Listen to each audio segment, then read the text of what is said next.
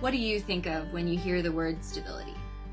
For whatever reason, the scene that comes to my mind is a simple fishing boat on a lake.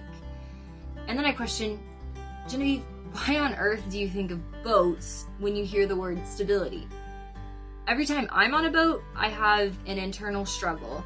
I want to be present in the moment and just enjoy time with friends and family and just whoever's with me. And I also want to be prepared for that inevitable moment that the boat flips over and I fall into the water and drown, because water is scary and there's no way that my survival instincts are going to kick in fast enough for me to get to the surface. As you can tell, being on boats is not a super great way for me to relax, but I'm working on it. So why do I think of boats when I hear the word stability? After a few minutes of introspection and analysis, I think I've come up with a pretty good explanation. I've been on boats enough to know that even though they rock in the wind and the waves, they generally don't flip over. Canoes, however, are a type of boat that you can flip over, but in my experience, you actually have to be leaning pretty far to the side in order to get that to happen. In other words, it's generally by your choice that you flip over the canoe. And I think this is a lot like life.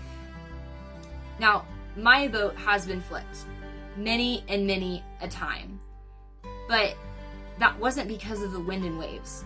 And thank goodness, because that would be terrible. I don't have control over the wind and waves. No, my boat has flipped when I leaned too far to the side. A few years ago, I had quite a bit of wind and waves hitting my boat. I had several of my closest friends move away.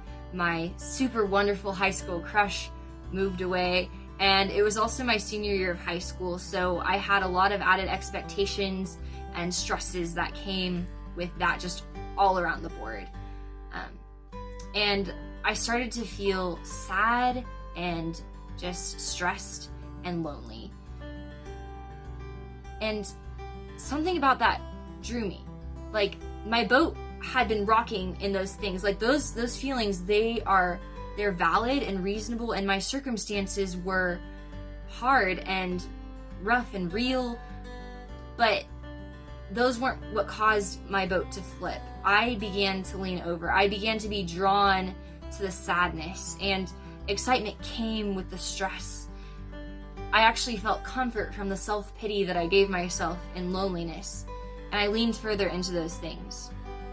I gave in to spiraling negative thought patterns. I started to heighten the expectations for myself and added more and more things to my to-do list. I started to close myself off from people, and I made sure that all of my conversations were either comfortably shallow or believably fake. Now, I want to note that this was not an episode of clinical depression. That is very real and hard, but that's not what was happening for me in that time. In that time, I chose to give in to these thoughts. I could very clearly see the oppression, the wind and waves around me, and I chose to lean into it and focus on it. My boat completely flipped, and I was drowning with exhaustion and hurt.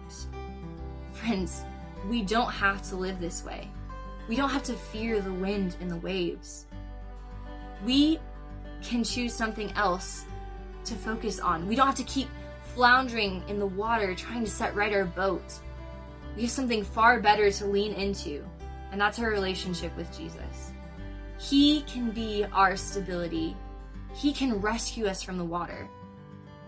I'm so thankful that He rescued me from that terrible state. He began teaching me to rest in Him and trust in His promises. And He showed me that He had much better things in store for me than constantly treading water and trying to set up right and upside down boats. And this life is for you as well if you want to take it.